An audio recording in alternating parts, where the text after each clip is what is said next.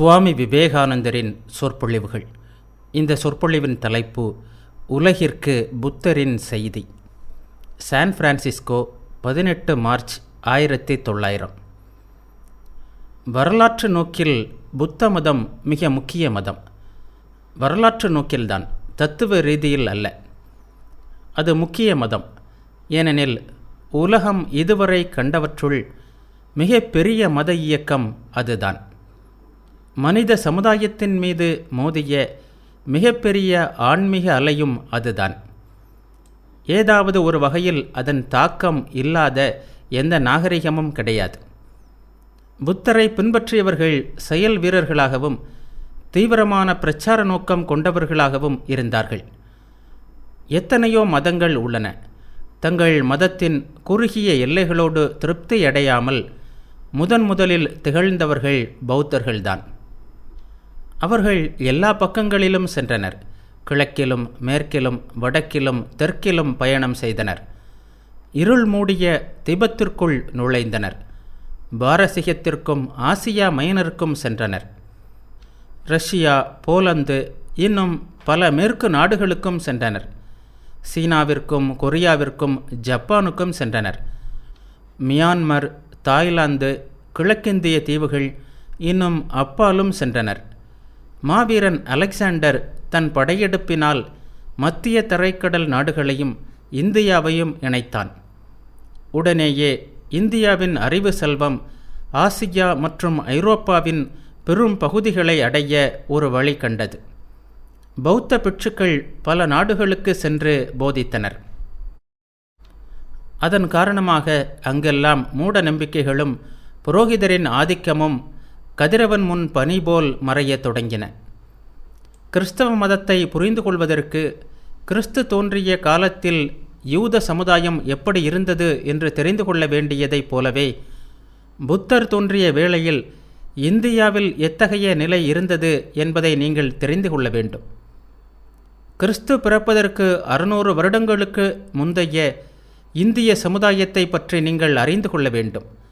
அந்த வேளையில் இந்திய நாகரிகம் தன் வளர்ச்சியின் நிறைவை எட்டிவிட்டிருந்தது. இந்திய நாகரிகத்தை ஆராய்ந்தால் அது பல தடவை செத்து மீண்டும் உயிர் பெற்றிருப்பது தெரிய வரும். இது அதன் தனி பண்பு. பெரும்பாலான இனங்கள் ஒரு தடவை எழுகின்றன, பிறகு ஒரேயடியாக அழிந்தும் விடுகின்றன. மக்களில் 2 வகையினர் உள்ளனர். முன்னேறிக்கொண்டே இருப்பவர்கள் ஒரு வகை, முன்னேற்றம் முடிந்துவிட்டவர்கள் இன்னொரு வகை. சமாதான நாடுகளான இந்தியாவும் சீனாவும் வீழ்ச்சி அடைகின்றன, மீண்டும் எழுந்தும் விடுகின்றன. மற்றவை வீழ்ச்சி அடைந்தால் எழுவதில்லை, செத்து விடுகின்றன. சமாதானம் செய்பவர்கள் பாக்கியவான்கள், ஏனெனில் அவர்கள் உலகை அனுபவிப்பார்கள். புத்தர் பிறந்த வேளையில் இந்தியாவிற்கு ஒரு ஆன்மீக தலைவர், ஒரு தீர்க்கதரிசி தேவையாக இருந்தார். மிகவும் பலம் வாய்ந்த புரோகிதர் கூட்டம் அப்போது இருந்தது. யூதர்களின் வரலாறு தெரிந்தால் இந்த நிலைமை உங்களுக்கு நன்றாக புரியும். அங்கே புரோகிதர்கள், தீர்க்கதரிசிகள் என்ற 2 வகையான மத தலைவர்கள் இருந்தார்கள். புரோகிதர்கள் மக்களை எப்போதும் அறியாமையிலேயே வைத்திருந்து அவர்களின் மனதில் மூட நம்பிக்கைகளையெல்லாம் திணித்தார்கள். புரோகிதர்கள் போதித்த வழிபாட்டு முறைகள் மக்கள் மீது அவர்கள் ஆதிக்கம் செலுத்தத்தான் பெரிதும் உதவின. பழைய ஏற்பாடு முழுவதிலும் புரோகிதர்களின் மூட நம்பிக்கைகளை தீர்க்கதரிசிகள் எதிர்ப்பதை காண்கிறோம். இந்த சண்டையின் முடிவில் தீர்க்கதரிசிகள் வெற்றி பெற்றார்கள், புரோகிதர்கள் தோல்வியுற்றார்கள். கடவுள் ஒருவர் இருக்கிறார் என்று புரோகிதர்கள் நம்புகிறார்கள். ஆனால் அவரை தங்கள் மூலமாகத்தான் அணுக முடியும் என்று கூறுகிறார்கள். அவர்களுடைய அனுமதியுடன் தான் மக்கள் புனித பீடத்தின் அருகில் போக முடியும். நீங்கள் அவர்களுக்கு பணம் கொடுக்க வேண்டும், வழிபட வேண்டும், எல்லாவற்றையுமே அவர்கள் கையில் கொடுத்து விட வேண்டும். அவர்களின் இந்த போக்கை உலக வரலாற்றில் திரும்ப பார்க்கிறோம். புலி பசியை போன்ற அந்த அதிகார பசி மனித இயற்கையில் ஓர் அம்சம் என்றே தோன்றுகிறது. புரோகிதர்கள் உங்கள் மீது ஆதிக்கம் செலுத்துகிறார்கள்.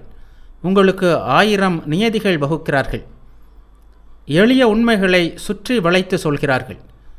தங்கள் உயர்நிலைக்கு ஆதாரமாக பல கதைகளை சொல்கிறார்கள்.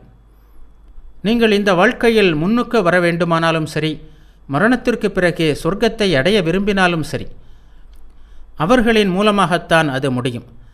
எல்லா வகையான சடங்குகளையும் கிரியைகளையும் நீங்கள் செய்ய வேண்டும்.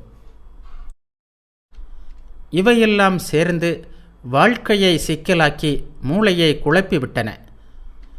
நான் தெளிவான வார்த்தைகளில் சொல்ல முயன்றால், நீங்கள் திருப்தி இல்லாமல் வீடு திரும்புவீர்கள்.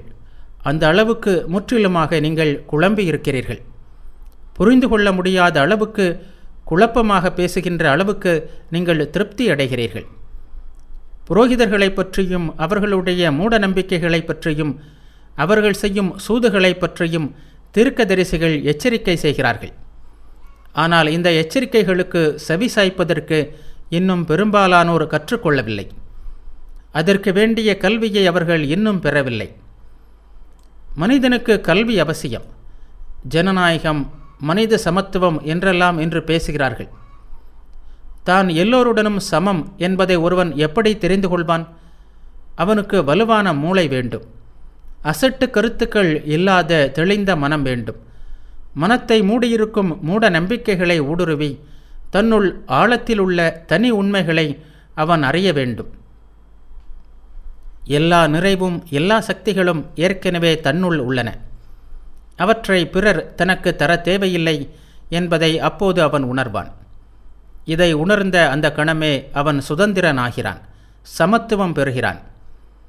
தன்னைப் போலவே எல்லோரும் பூரணர்களாகவே உள்ளனர்.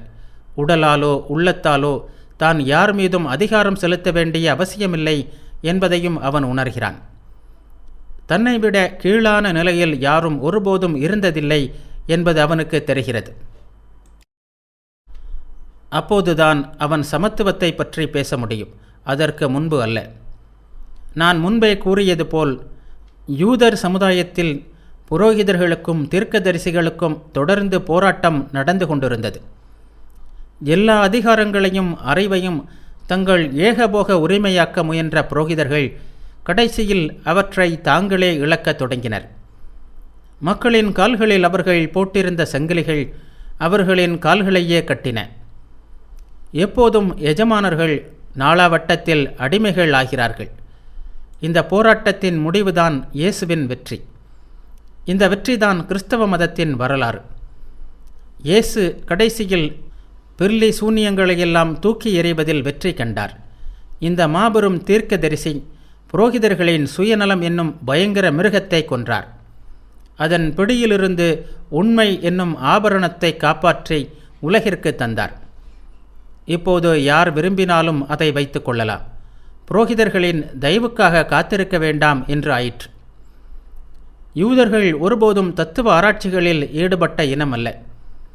இந்தியர்களைப் போன்ற நுண்ணறிவையோ மனசக்தியையோ அவர்கள் பெறவில்லை. இந்திய புரோகிதர்களான பிராமணர்கள் அசாதாரணமான அறிவும் மனசக்தியும் உடையவர்கள். இந்தியாவில் ஆன்மீக வளர்ச்சியை ஆரம்பித்து வைத்தது அவர்கள்தான். சில அற்புதமான காரியங்களையும் அவர்கள் சாதித்தார்கள். ஆனால் ஆரம்பத்தில் அவர்களிடமிருந்த அந்த தாராள மனப்பான்மை காலக்கிரமத்தில் மறைந்துவிட்டது. அதிகாரங்களையும் சலுகைகளையும் தகுதியின்றி சொந்தம் கொண்டாட ஆரம்பித்தார்கள். யாரையாவது பிராமணன் கொன்றால் அவனுக்கு தண்டனை கிடையாது.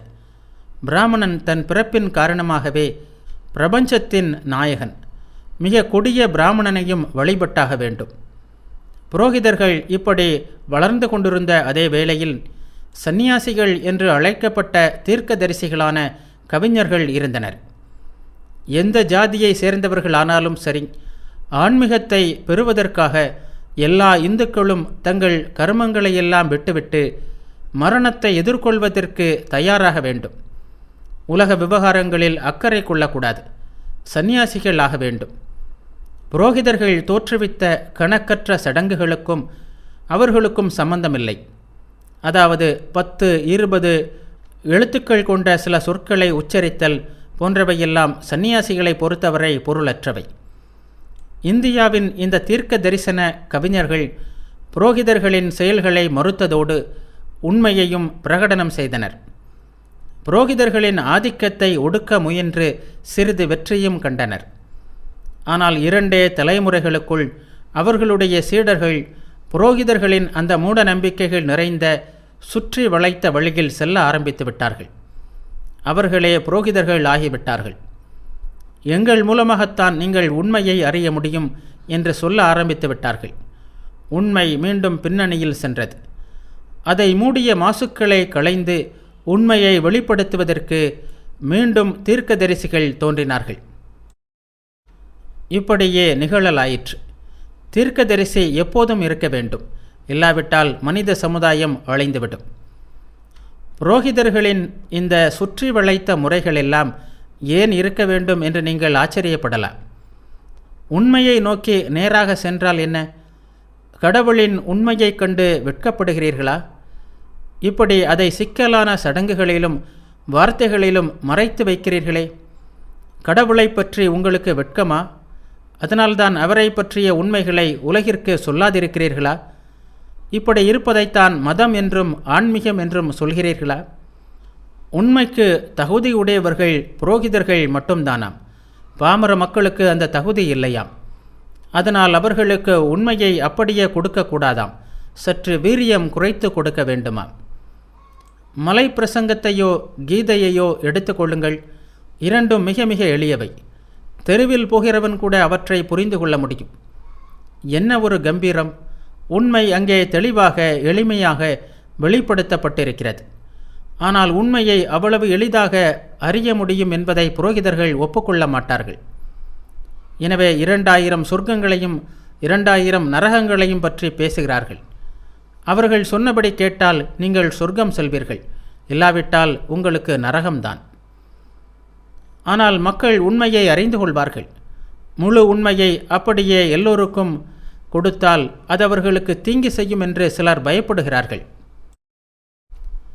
கலப்பற்ற உண்மையை கொடுக்கக்கூடாது என்று அவர்கள் கூறுகிறார்கள்.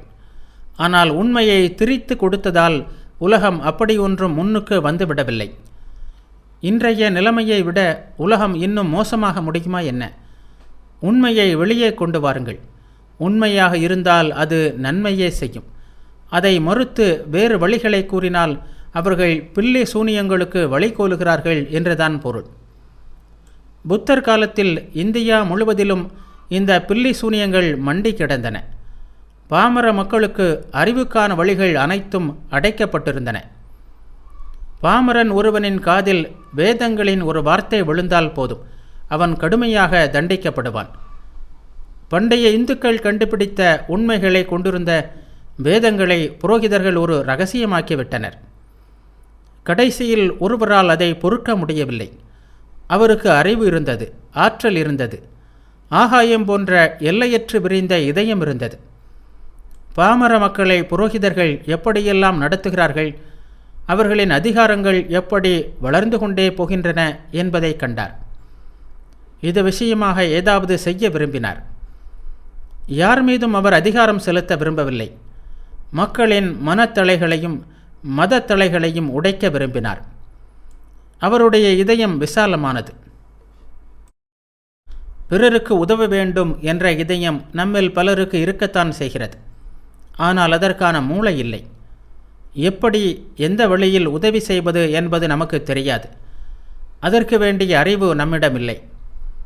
ஆனால் இந்த மனிதருக்கு ஆன்மாவின் தலைகளை எப்படி உடைப்பது என்பதை கண்டுபிடிப்பதற்கு கூர்மையான அறிவு இருந்தது. மனிதன் ஏன் துன்பப்படுகிறான் என்பதை அவர் அறிந்தார். அதிலிருந்து விடுபடுவதற்கான வழியும் கண்டார். அவர் ஒரு செயல் வீரர். எல்லாவற்றிற்கும் விடை கண்டுபிடித்தார். வேற்றுமையின்றி அவர் எல்லோருக்கும் போதித்தார். அறிவொளியின் அமைதியை அனைவரையும் உணர செய்தார். அவர்தான் புத்தர். ஆர்னால்டின் ஆசிய ஒளி என்னும் கவிதையை நீங்கள் படித்திருப்பீர்கள். புத்தர் அரசகுமாரனாக பிறந்தார். உலகின் துன்பங்கள் அவரை மிகவும் வாட்டின. நல்ல சுகபோகங்களில் வாழ்ந்தும் தம் சொந்த மகிழ்ச்சியும் பாதுகாப்பும் அவருக்கு நிம்மதியை அளிக்கவில்லை. எனவே மனைவியையும் புதிதாக பிறந்த மகனையும் விட்டு உலகை துறந்தார். உண்மையை கண்டுபிடிப்பதற்காக ஒவ்வொரு ஆசிரியராக தேடி அலைந்தார். கடைசியில் அறிவொளி பெற்றார். இதையெல்லாம் நீங்கள் அந்த கவிதை நூலில் படித்திருப்பீர்கள். அவருடைய நீண்ட பணி, சீடர்கள், சங்கங்கள் இவை பற்றியும் அறிந்திருப்பீர்கள். இந்தியாவில் புரோகிதர்களுக்கும் தீர்க்கதரிசிகளுக்கும் நடந்த போராட்டத்தின் வெற்றிதான் புத்தர். இந்திய புரோகிதர்களை பற்றி ஒன்று சொல்ல வேண்டும். அவர்கள் மற்ற மதங்களை சகிக்காதவர்கள் அல்ல. அன்றும் இல்லை, இன்றும் இல்லை. அவர்கள் மத துரோகமும் செய்யவில்லை. யார் வேண்டுமானாலும் அவர்களுக்கு எதிராக பிரச்சாரம் செய்யலாம். அவர்களுடைய மதம் அப்படிப்பட்டது. ஒருவன் கொண்டிருக்கும் மத கொள்கைகளுக்காக அவனை அவர்கள் துன்புறுத்தியதில்லை. ஆனால் புரோகிதர்களுக்கே உரிய பலவீனம் அவர்களிடமும் இருந்தது. அவர்கள் அதிகாரம் கோரினார்கள். வீணான சட்டதிட்டங்களை போட்டு மதத்தை அனாவசியமாக குழப்பினார்கள். அதன் காரணமாக மதத்தை பின்பற்றியவர்களை பலவீனமடைய செய்தார்கள். இந்த வேண்டாத வளர்ச்சிகளை எல்லாம் புத்தர் வெட்டி எறிந்தார். மாபெரும் உண்மைகளை அவர் போதித்தார். எந்த வித்தியாசமுமின்றி எல்லோருக்கும் வேதங்களின் தத்துவ சாரத்தை எடுத்து உரைத்தார். அதை உலகத்திற்கே போதித்தார். ஏனெனில் மனித சமத்துவம் என்பது அவருடைய உண்மையான செய்திகளுள் ஒன்றாகும். எல்லா மனிதர்களும் சமம். யாருக்கும் எந்த சலுகைகளும் கிடையாது. சமத்துவத்தை போதித்த மாபெரும் போதகர் புத்தர். ஆன்மீக உணர்வு பெற ஒவ்வொரு ஆணுக்கும் பெண்ணுக்கும் சம உரிமை இருக்கிறது. அதுதான் அவருடைய போதனை. புரோகிதர்களுக்கும் மற்ற ஜாதியினருக்கும் இடையே இருந்த வேற்றுமைகளை அவர் ஒழித்தார். மிக தாழ்ந்த நிலையில் உள்ளவன் கூட மிக உயர்ந்ததை அடைய தகுதியுடையவனே. நிர்வாணத்தின் கதவை அவர் எல்லோருக்கும் திறந்து விட்டார். இந்தியாவிற்கு கூட அவரது போதனை மிக துணிச்சலானதுதான். எந்த பிரச்சாரமும் இந்தியாவின் உள்ளத்திற்கு அதிர்ச்சி தர முடியாது. ஆனால் புத்தரின் கோட்பாட்டை ஏற்க இந்தியாவே கஷ்டப்பட்டது. அப்படியானால் அது உங்களுக்கு இன்னும் எவ்வளவு கஷ்டமாக இருக்கும்? அவருடைய கோட்பாடு இதுதான். நமது வாழ்க்கையில் ஏன் துயரம் இருக்கிறது? ஏனெனில் நாம் சுயநலமிகள். நமக்கென்ற பொருட்களை விரும்புகிறோம். அதனால்தான் துயரம் இருக்கிறது. மீள என்ன வழி? விடுபடுவதுதான். நான் என்பது இல்லை. இருப்பவை இந்த பிரபஞ்சமும் நாம் அறிகின்ற பொருட்களும் மட்டுமே. பிறப்பு இறப்புகளின் சுழற்சியில் ஆன்மா என்ற ஒன்று இல்லவே இல்லை. எண்ண பேரலை இருக்கிறது. ஒன்றன்பின் ஒன்றாக எண்ணங்கள் தோன்றி மறைகின்றன. அவ்வளவுதான். எண்ணங்களை எண்ணுபவனும் இல்லை, ஆன்மாவும் இல்லை. உடம்பு எப்போதும் மாறிக்கொண்டே இருக்கிறது. அதேபோல்தான் மனமும் உள்ளுணர்வும். நான் என்பது மனமயக்கம். இந்த மனமயக்கத்தை பற்றி கொண்டிருப்பதால் தான் சுயநலம் உண்டாகிறது. நான் என்று ஒன்று இல்லை என்னும் உண்மையை உணர்ந்து கொண்டால் நாமும் இன்பமாக இருப்போம். மற்றவர்களையும் இன்பத்தில் ஆழ்த்துவோம். புத்தர் போதித்தது இதுதான். பேசியதுடன் அவர் நின்றுவிடவில்லை. உலகத்திற்காக தம் உயிரையே கொடுக்கவும் தயாராக இருந்தார். ஒரு மிருகத்தை பலியிடுவது நல்லதானால் மனிதனை பலியிடுவது அதைவிட நல்லது என்று கூறி தம்மை பலியிடும்படி கேட்டுக்கொண்டார். இந்த மிருக பலி ஒரு மூட நம்பிக்கை. கடவுள், ஆன்மா இவையும் இரண்டு பெரிய மூட நம்பிக்கைகள். கடவுள் என்பது புரோகிதர்கள் கண்டுபிடித்த மூட நம்பிக்கை. இந்த பிராமணர்கள் போதிப்பது போல் கடவுள் ஒருவர் இருந்தால் உலகில் இத்தனை துன்பங்கள் ஏன் உள்ளன? கடவுள் இருந்தால் அவரும் என்னைப் போல் காரணகாரிய நீதிக்கு அடிமையாகவே இருக்கிறார். அப்படி கட்டுப்படாவிட்டால் அவர் ஏன் படைக்கிறார்? இத்தகைய கடவுள் திருப்தி தருபவராக இல்லை. உலகை ஆள்பவர் எங்கோ மேலுலகில் இருக்கிறாராம். அது அவரது இனிய சித்தமாம். இங்கு துன்பத்தில் நாமல்லவா சாகிறோம். நம்மை ஒரு நொடி கவனிக்கக்கூட அவருக்கு நல்ல மனமில்லை. நம் வாழ்க்கையே ஒரு தொடர்ந்த துன்பம். ஆனால் இந்த தண்டனை போதாதாம். செத்த பிறகு இன்னும் தண்டனைகள் உள்ள இடங்களுக்கு போக வேண்டுமாம். இருந்தும் இத்தகைய ஒரு கடவுளை திருப்தி செய்வதற்காக நாம் எத்தனையோ கிரியைகளும் சடங்குகளும் செய்கிறோம். மேலும் இந்த சடங்குகள் எல்லாம் தவறு. உலகில் ஒரே ஒரு லட்சியம்தான் இருக்கிறது. எல்லா மனமயக்கங்களையும் அழியுங்கள். எது உண்மையோ அது எஞ்சும். மேகங்கள் விலகியதும் சூரியன் தோன்றுவான் என்றார் புத்தர். மனமயக்கத்தை எப்படி கொல்வது? ஓர் எறும்புக்காக கூட உயிரை தியாகம் செய்யும் அளவுக்கு பரிபூரணமாக சுயநலமற்றவர்களாக விளங்குங்கள். எந்த மூட நம்பிக்கைக்காகவோ, எந்த கடவுளையும் திருப்தி செய்வதற்காகவோ, எந்த வெகுமதியையும் எதிர்பார்த்தோ வேலை செய்யாதீர்கள். உங்களுடைய நான் உணர்வை கொன்று ஓய்வு பெறுவதற்காக மட்டுமே வேலை செய்யுங்கள். வழிபாடு, பிரார்த்தனை எல்லாம் வெறும் முட்டாள்தனம். கடவுளுக்கு நன்றி என்று எல்லோரும் சொல்கிறீர்கள். ஆனால் அவர் எங்கு இருக்கிறார்? உங்களுக்கு தெரியாது. ஆனாலும் கடவுளை பற்றி பைத்தியமாக இருக்கிறீர்கள். இந்துக்கள் எதையும் விட்டு விடுவார்கள். ஆனால் அவர்களால் கடவுளை விட முடியாது. கடவுள் இல்லை என்று சொல்வது பக்தியின் ஆணிவேரையே வெட்டுவது போலாகும். கடவுளையும் பக்தியையும் அவர்கள் விடவே முடியாது. அவற்றை அவர்கள் பற்றி பிடித்தே தீர்வார்கள். இங்கே புத்தரின் போதனையில் கடவுளும் இல்லை, ஆன்மாவும் இல்லை. வெறுமனே வேலை செய். எதற்காக? நான் உணர்வுக்காக அல்ல. ஏனெனில் அதுதான் மனமயக்கம் ஆயிற்றே. இந்த மனமயக்கம் நீங்கியதும் நாம் நாமாக இருப்போம். இந்த உயரத்திற்கு உயர்ந்து வேலைக்காகவே வேலை செய்பவர்கள் உலகில் மிக குறைவு. இருந்தும் புத்தரின் மதம் வேகமாக பரவியது. அதற்கு காரணம் அந்த மாபெரும் அன்பு. மனித குல வரலாற்றிலேயே முதல் தடவையாக ஒரு விசாலமான இதயத்திலிருந்து அந்த அற்புத அன்பு பொங்கி வழிந்தது. மனித குல சேவைக்காக மட்டுமல்ல, எல்லா உயிரினங்களின் சேவைக்காகவும் தன்னை அர்ப்பணித்து கொண்டது. எல்லோரும் துயரங்களிலிருந்து விடுபடுவதற்கான ஒரு வழி கண்டுபிடிக்க விரும்பியதை தவிர அது வேறு எதை பற்றியும் கவலைப்படவில்லை. மனிதன் கடவுளை நேசித்தான். ஆனால் தன் சகோதர மனிதனை முற்றிலும் மறந்தான். கடவுளுக்காக தன் உயிரை கொடுக்கக்கூடிய அதே மனிதன் திரும்பி அதே கடவுளுக்காக தன் சகோதர மனிதனை கொல்லவும் முடியும். உலகின் நிலைமை அப்படித்தான் இருந்தது. கடவுளின் மகிமைக்காக மகனை கொல்வார்கள். கடவுளின் மகிமைக்காக நாடுகளை கொள்ளையடிப்பார்கள். கடவுளின் மகிமைக்காக ஆயிரக்கணக்கானோரை கொல்வார்கள். கடவுளின் மகிமைக்காக பூமியை இரத்த வெள்ளத்தில் நனைப்பார்கள். இப்போதுதான் முதல் தடவையாக அவர்கள் இன்னொரு கடவுளான மனிதனை பார்த்தார்கள். மனிதன்தான் நேசிக்கப்பட வேண்டியவன். எல்லா மனிதர்களிடமும் ஆழ்ந்த அன்பை பொழிந்த அந்த அலை இந்தியாவிலிருந்து கிளம்பி வடக்கு, தெற்கு, கிழக்கு, மேற்கு என்ற எல்லா திசைகளிலும் உள்ள நாடுகளையும் படிப்படியாக ஒன்றன்பின் ஒன்றாக நனைத்தது. உண்மை உண்மையாகவே ஒளிவிட வேண்டும் என்று நினைத்தார் இந்த போதகர். அதை தணிப்பதோ, காலத்திற்கு ஏற்ப மாற்றுவதோ, வலிமை மிக்க புரோகிதர்களுக்காகவும் அரசர்களுக்காகவும் விட்டு கொடுப்பதோ கிடையாது.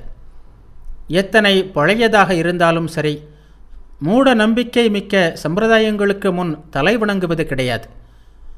நீண்ட நெடுங்காலத்திற்கு முன்பிருந்தே வந்தவை என்பதற்காக எந்த உருவங்களுக்கோ சாஸ்திரங்களுக்கோ மரியாதை கிடையாது. அவர் எல்லா சாஸ்திரங்களையும் எல்லாவிதமான மத சம்பிரதாயங்களையும் மறுத்தார். தம்மை பின்பற்றியவர்கள் சமஸ்கிருத நூல்களில் உள்ள மூட நம்பிக்கைகளை பின்பற்ற ஒரு வாய்ப்பு ஏற்பட்டுவிடக்கூடாதே என்பதற்காக இந்தியாவில் தலைமுறை தலைமுறையாக மதம் கற்பிக்கப்பட்டு வந்த சமஸ்கிருத மொழியையே அவர் ஒதுக்கினார். நாம் விவாதித்து கொண்டிருக்கும் உண்மையை இன்னொரு வழியிலும் பார்க்கலாம்.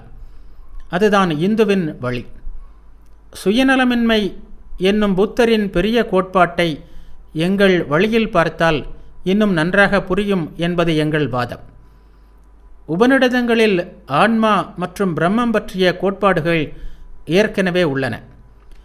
ஆன்மாவும் பிரம்மமும், அதாவது கடவுளும் ஒன்றே. இருப்பதெல்லாம் இந்த ஆன்மா மட்டுமே. ஒரே உண்மை அதுவே.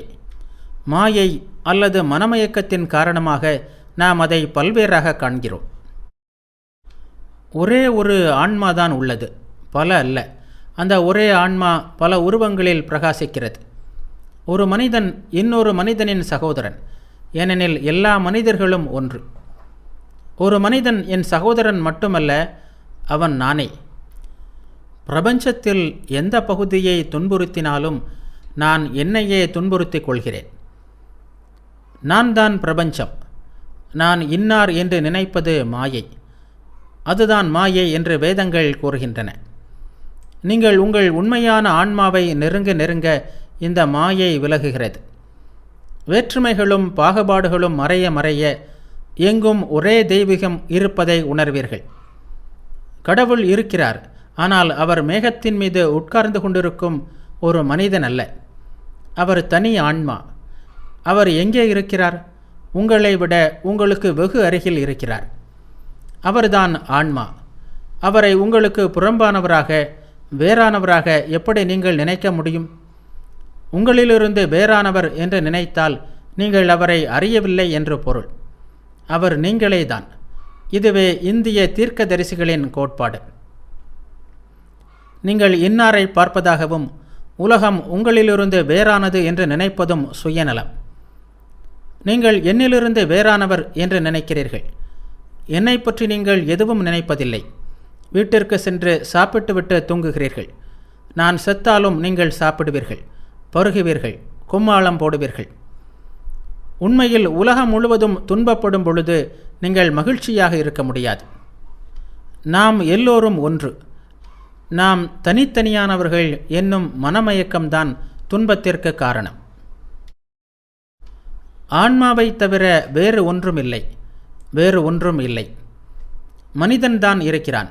கடவுள் இல்லை என்பது புத்தரின் கருத்து. கடவுளை பற்றி நிலவிய அன்றைய கருத்துக்களைத்தான் அவர் மறுத்தார்.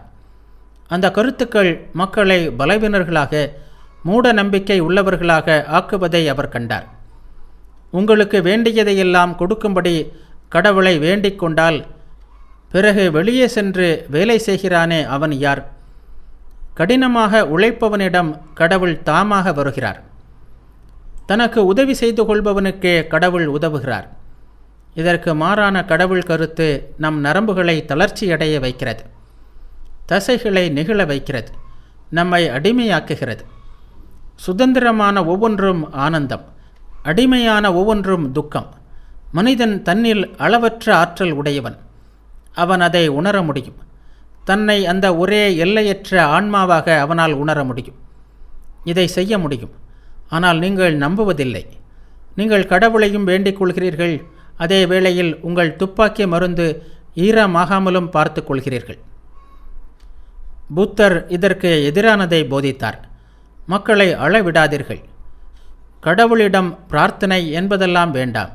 கடவுள் ஒன்றும் கடை வைத்து கொண்டிருக்கவில்லை. ஆனால் நீங்கள் விடும் ஒவ்வொரு மூச்சும் கடவுளிடம் செய்யப்படும் பிரார்த்தனைதான். நான் பேசிக்கொண்டிருக்கிறேன், அது ஒரு பிரார்த்தனை. நீங்கள் கேட்டுக்கொண்டிருக்கிறீர்கள், அது ஒரு பிரார்த்தனை. அந்த எல்லையற்ற தெய்வீக சக்தியில் பங்கு கொள்ளாத உங்கள் உடல், மன இயக்கம் ஏதாவது உள்ளதா? எல்லாமே தொடர்ந்த பிரார்த்தனைதான். சில வார்த்தைகளின் தொகுப்புதான் பிரார்த்தனை என்று நினைத்தால் நீங்கள் பிரார்த்தனை என்பதையே உள்ளீடற்ற ஒன்றாக்குகிறீர்கள். இத்தகைய பிரார்த்தனைகளினால் பெரிய நன்மை எதுவும் இல்லை. அவை அபூர்வமாகவே பலன் தர முடியும். பிரார்த்தனை என்பது ஒரு மாய மந்திரமா என்ன? அதை திரும்ப திரும்ப சொன்னால் சிரமப்பட்டு வேலை செய்யாமலே ஆச்சரியமான பலன்களை அடைந்துவிட முடியுமா? இல்லை. எல்லோரும் கஷ்டப்பட்டு வேலை செய்ய வேண்டும். எல்லோரும் அந்த எல்லையற்ற சக்தியின் ஆழத்தை அடைய வேண்டும். ஏழையின் பின்னாலும் பணக்காரனின் பின்னாலும் அதே எல்லையற்ற சக்தி இருக்கிறது. ஒருவன் சிரமப்பட்டு வேலை செய்கிறான், இன்னொருவன் 2 வார்த்தைகளை சொல்லிவிட்டு காரியங்களை சாதித்துக் கொள்கிறான் என்பதல்ல. பிரபஞ்சமே ஒரு தொடர்ந்த பிரார்த்தனை. பிரார்த்தனையை நீங்கள் இந்த கருத்தில் எடுத்துக்கொண்டால் நான் உங்கள் கட்சியில் இருக்கிறேன். வார்த்தைகள் தேவையில்லை. மௌன பிரார்த்தனை தான் சிறந்தது. மக்களில் பெரும் பகுதியினர் இந்த கோட்பாட்டின் பொருளை புரிந்து கொள்ளவில்லை. ஆன்மா விஷயத்தில் ஏதாவது விட்டு கொடுப்பதானால் நாம் புரோகிதர்களின் கையில் அதிகாரத்தை கொடுத்துவிட்டு தீர்க்கதரிசிகளின் உன்னதமான போதனைகளை மறந்தவர்கள் ஆவோம். புத்தர் இதை அறிந்திருந்தார். ஆகவே அவர் புரோகிதர்களின் கொள்கைகள், பழக்கங்கள் அனைத்தையும் ஒதுக்கி தள்ளிவிட்டு மனிதனை சொந்த காலில் நிற்க செய்தார். மக்களின் வழக்கமான பழக்கங்களுக்கு எதிராக அவர் போக வேண்டியிருந்தது. புரட்சிகரமான மாறுதல்களை செய்ய வேண்டியிருந்தது. அதன் காரணமாக யாகங்களை அடிப்படையாக கொண்ட மதம் இந்தியாவிலிருந்து அடியோடு மறைந்தது. பின்னர் அது உயிர் பெறவே இல்லை. வெளிப்பார்வைக்கு புத்த மதம் இந்தியாவை விட்டு போய்விட்டது போல்தான் தோன்றுகிறது. ஆனால் உண்மையில் போகவில்லை. புத்தரின் போதனைகளில் ஒரு ஆபத்து இருந்தது. அது ஒரு சீர்திருத்த மதம். தாம் கொண்டு வந்த பெரிய ஆன்மீக மாற்றத்திற்காக அவர் பல எதிர்மறை போதனைகள் செய்ய நேர்ந்தது. ஆனால் ஒரு மதம் எதிர்மறை கருத்துக்களை அதிகம் வலியுறுத்துமானால் அது கடைசியில் அழிந்து போகும் ஆபத்து உள்ளது. சீர்திருத்த நெறி சீர்திருத்தம் மட்டுமே செய்து கொண்டிருந்தால் வெகுநாள் நிலைக்காது. ஆக்கப்பூர்வமான கொள்கைகள், உண்மையான துடிப்பு இவைதான் நீடித்து நிற்கும். சீர்திருத்தத்தை கொண்டு வந்த பிறகு ஆக்கப்பூர்வமான கருத்துக்களைத்தான் வலியுறுத்த வேண்டும். கட்டிடம் கட்டி முடித்த பிறகு சாரக்கட்டை எடுத்துவிட வேண்டும். இந்தியாவில் என்ன நடந்தது என்றால், காலம் செல்ல செல்ல புத்தருடைய சீடர்கள் அவரது போதனைகளின் எதிர்மறை பகுதியை அதிகம் வலியுறுத்தினார்கள். அதன் காரணமாக அவர்களுடைய மதத்தின் வீழ்ச்சிக்கு காரணமானார்கள். உண்மையில் ஆக்கப்பூர்வமான அம்சங்களை எதிர்மறை சக்தியினால் மூச்சு திணறும்படி செய்துவிட்டார்கள். அதனால் புத்த மதம் என்ற பெயரில் தோன்றிய அழிவு சக்திகளை இந்தியா நிராகரித்தது. இந்திய தேசிய சிந்தனையின் தீர்ப்பு இது. புத்த மதத்தின் எதிர்மறை கருத்துக்கள், அதாவது கடவுள் இல்லை, ஆன்மா இல்லை என்னும் கருத்துக்கள் மறைந்தன. இருக்கும் ஒரே நபர் கடவுள்தான் என்று என்னால் சொல்ல முடியும். இது முழுக்க முழுக்க ஓர் உடன்பாட்டு கருத்து.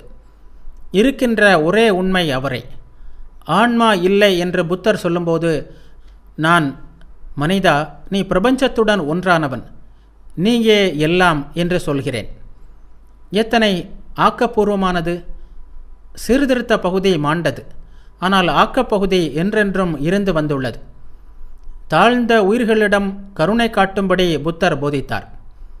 அதற்கு பிறகு எல்லோரிடமும் கருணை காட்ட வேண்டும், மிருகங்களிடமும் கருணை காட்ட வேண்டும் என்று சொல்லாத மதப்பிரிவு இந்தியாவில் இல்லை. இந்த அன்பு, இந்த கருணை, இந்த அறம் இவையே மற்ற எந்த கோட்பாட்டையும் விட பெரிதாக புத்த மதம் நமக்கு விட்டு சென்றவை. புத்தரின் வாழ்க்கையில் ஒரு தனி வசீகரம் இருக்கிறது. என் வாழ்க்கை முழுவதும் நான் புத்தரை நேசிக்கிறேன், ஆனால் அவரது கொள்கைகளை அல்ல. வேறு யாரையும் விட அவரது குணநலனை, அந்த துணிச்சலை, அந்த பயமற்ற தன்மையை, அந்த அபார அன்பை நான் மதிக்கிறேன்.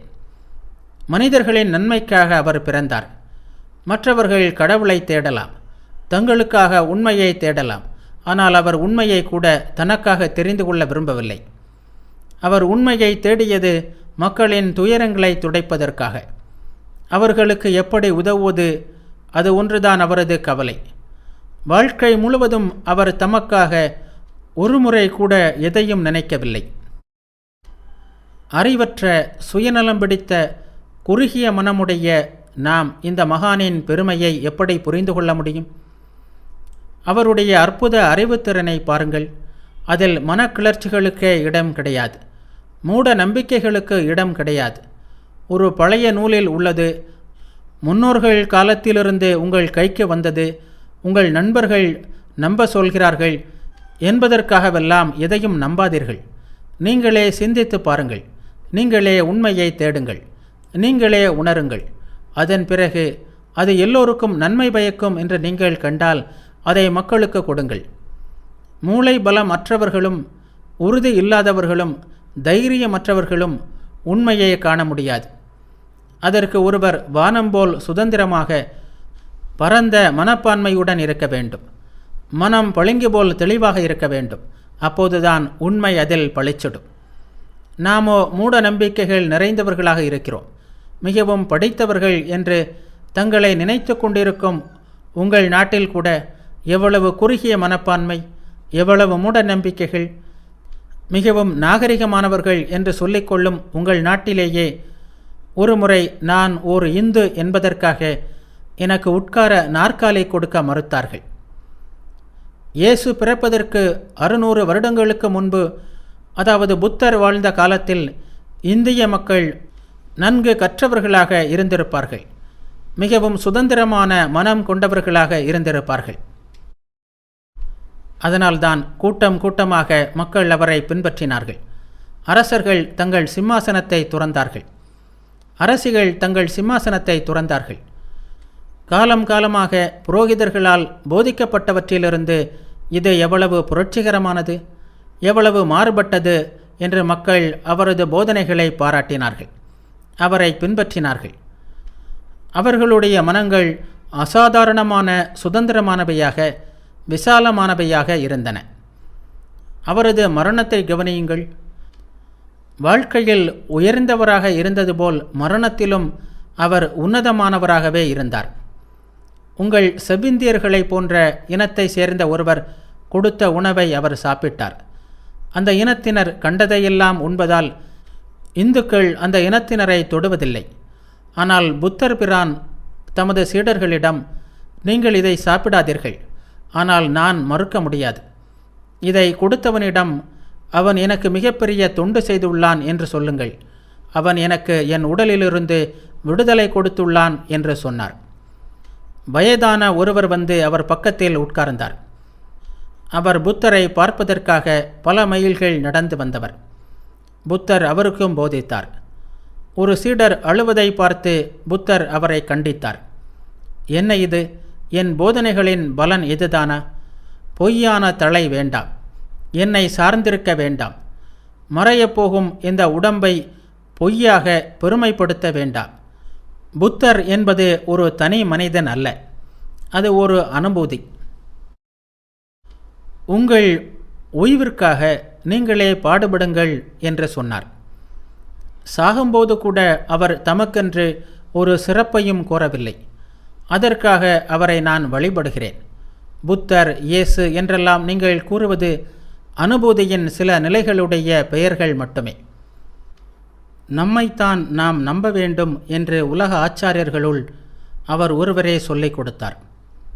நமது பொய்யான திரைகளிலிருந்தும் கண்ணுக்கு தெரியாத தெய்வங்களை நாம் நம்புவதிலிருந்தும் நமக்கு விடுதலை தந்தார். நிர்வாணம் என்று அவர் அழைத்த சுதந்திர நிலையில் வருமாறு அவர் எல்லோரையும் அழைத்தார். ஒரு நாள் நாம் எல்லோரும் அந்த நிலையை அடைந்தேயாக வேண்டும். அதுதான் மனித பிறவியின் நோக்கம் முற்று பெற்றதாகும்.